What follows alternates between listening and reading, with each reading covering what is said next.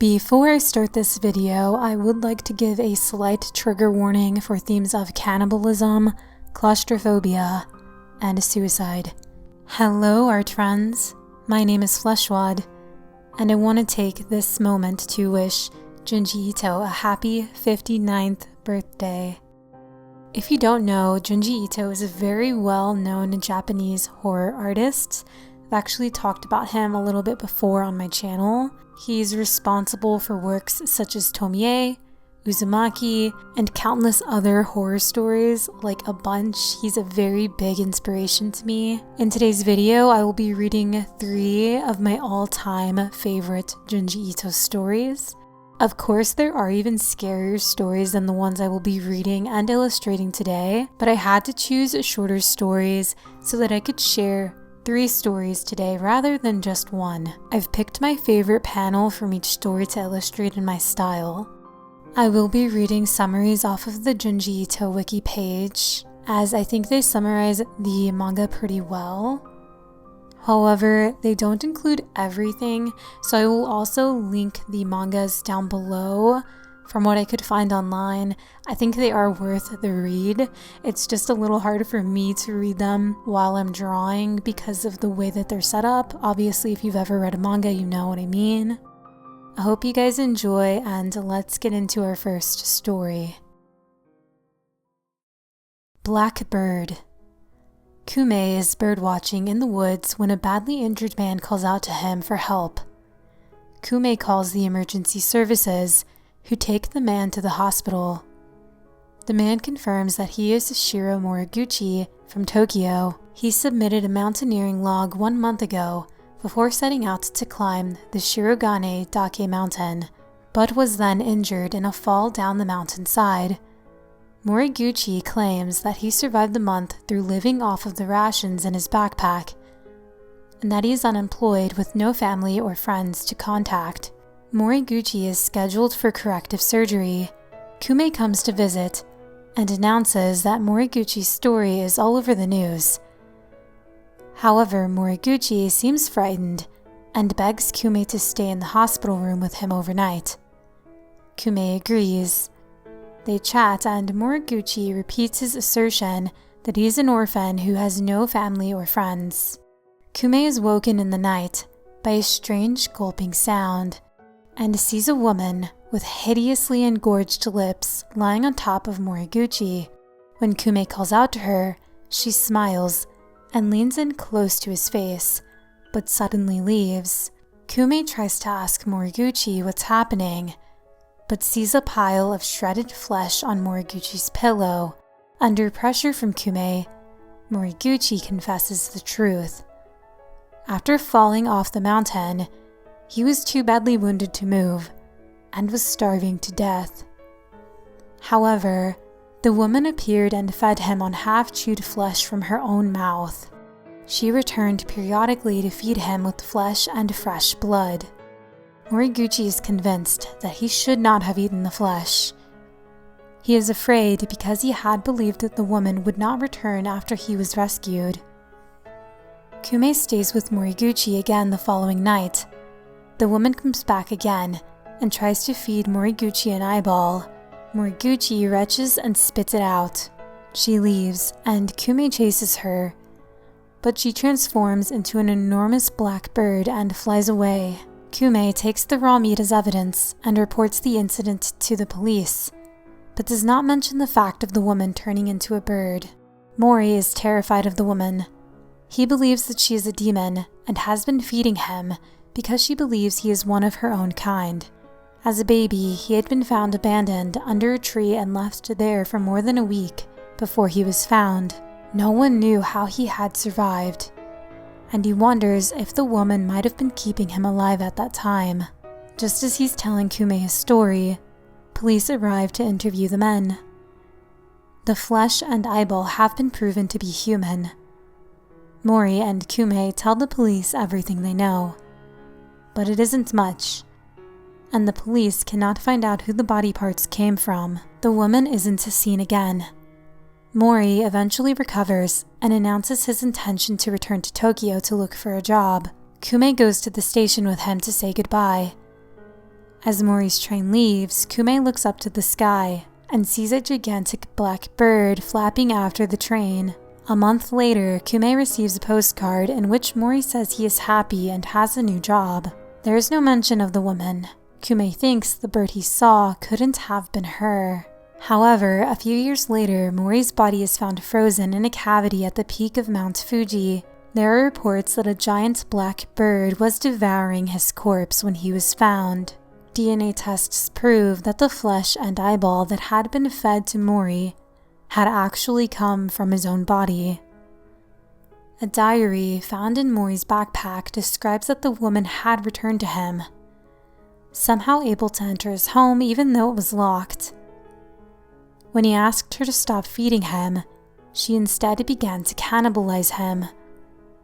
He tried to flee abroad, but she imprisoned him in the crater and ate him alive as he slowly froze to death.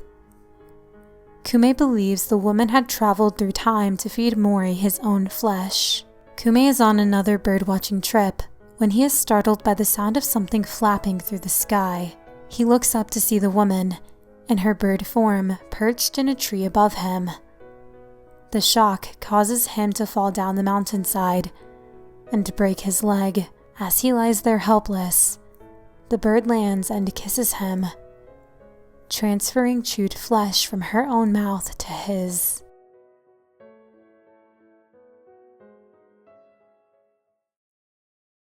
The Enigma of Amigara Fault. Following an earthquake in an unnamed prefecture of Japan, a fault is discovered on Amigara Mountain, very close to the epicenter of the quake. On the slopes of the mountain, two hikers meet, a man named Awaki and a woman named Yoshida. The former assumes that they are both here to see the fault, which has captured the attention of the global press, following the sound of voices to the fault. The two of them marvel at the strange sight before them, countless human-shaped holes in a rock face exposed by the earthquake. Scientists examining the holes announced that there is no way to find out how deep into the mountain the holes go. They can, however, determine that the holes are not natural and must have been dug from the inside out. The accumulation of soil over the centuries eventually sealed up the entrances, but they have no way of knowing why the holes were made, or who would have the technology to do it, especially since they appear to be thousands of years old. Owaki is distracted from the speculation when he notices Yoshida looking for something. She explains that she came because she saw something on TV, a hole that she swears was her exact silhouette. Ever since she laid eyes on the hole, she's had a strange feeling that it was meant for her to enter. Owaki is skeptical, but another man called Nakagaki overhears and says that the same thing happened to him. Most of the people who have come to the mountain are looking for their own holes. Nakagaki reveals that he has finally found his own hole, removing his clothes and disappearing into it before Owaki can stop him. The scientist equipment can find no trace of Nakagaki. A rescue squad is dispatched, but it has to retreat after getting no more than 5 meters inside the hole. While camping at the fault overnight, Owaki has a nightmare in which he is Nakagaki, trapped deep inside the mountain and unable to move because the hole has been deformed by the earthquake. When Owaki awakes, Nakagaki still hasn't been found, but Yoshida tells him that she has found her own hole at the foot of the mountain. Despite Owaki's continued skepticism, she insists that it was made for her thousands of years ago. And when she goes inside, she will be trapped just like Nakagaki. Suddenly, a commotion erupts in front of a news crew reporting on Nakagaki's disappearance. A young man has scaled the wall to one of the holes. He shouts, "This is my hole, it was made for me," and disappears inside. Some other people present at the site then begin climbing into their holes, as Yoshida says that hers is calling to her and beckoning her inside. Growing increasingly hysterical, she admits that she is afraid that she'll die in there, but feels she has no choice but to go. Owaki blocks up the hole with rocks in an effort to reassure her, That night, they share a tent because Yoshida is too scared to sleep on her own. Owaki confronts her and she tells him how lonely she is. He says that her loneliness made her become attached to the idea of the whole, but now he'll protect her. They kiss. That night, Owaki has another dream. He is a criminal in the ancient past who has committed a horrific crime.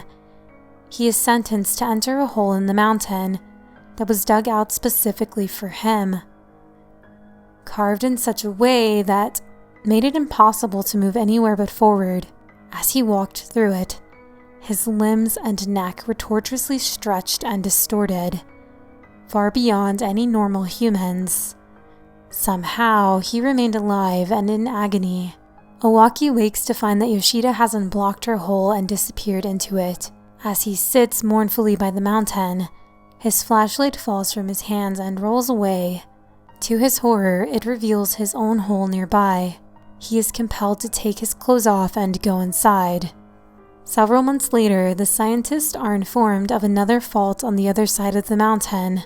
There are more holes there, but they've been deformed by the quake, being elongated and curved randomly. One worker decides to examine one of the holes and shines his flashlight inside. The scientists see something hideous slowly sliding towards them. It is the body of one of the people who had entered their hole on the other side. Possibly Owaki, horrifically disfigured by the warped tunnel, but still somehow alive and coming ever closer. That one is terrifying for reasons of claustrophobia. I hate that one. I hate it, you know what I mean? Like, ugh.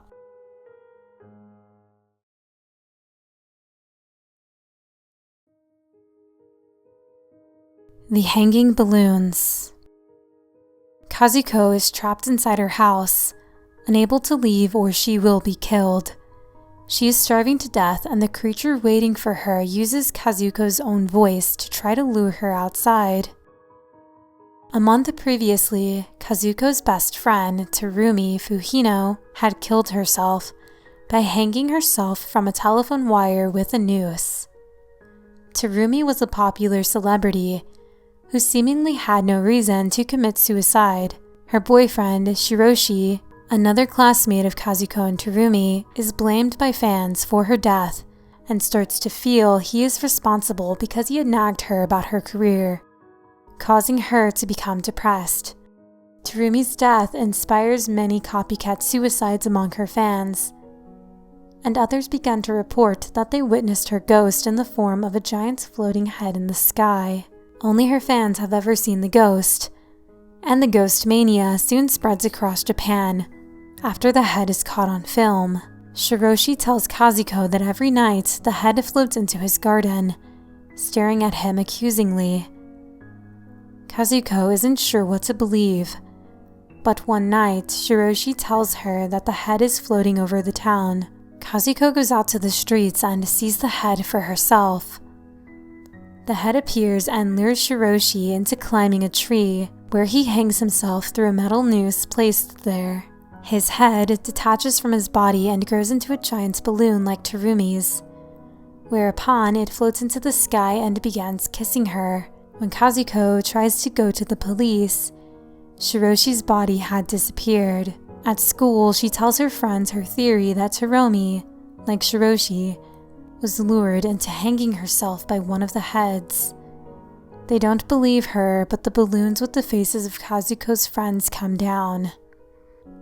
They have metal nooses attached, which catch and hang the girls. Kazuko and her friend, Chiharu, hide in an alleyway. A man shoots at Chiharu's balloon and destroys it, but this causes Chiharu's own head to explode. Balloons have now appeared for everyone in Tokyo. Kazuko's father is caught by the balloons when he tries to go to work. Her brother, Yusuke, goes out to get food for the family, promising to defend himself with an umbrella. He fights off the head that comes to attack him and disappears. Soon, everyone has been caught by the balloons, and their corpses dangle in the sky, including Kazuko's own mother when she went to look for Yusuke. Kazuko is trapped alone inside the house. Kazuko is eventually tricked into opening the window when she hears Yusuke calling that he has arrived with food. She opens the window to see that he is hanging from his own balloon. Kazuko's balloon is next to it, waiting for her to come closer. The story ends with the implication that Kazuko was hanged by her own balloon.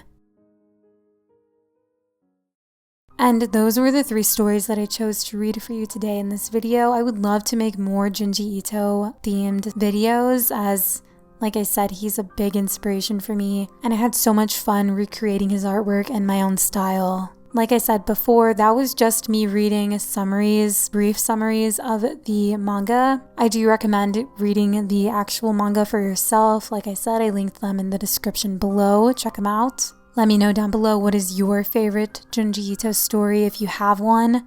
Those ones just give me the creeps, especially the Enigma of Amigara Fault.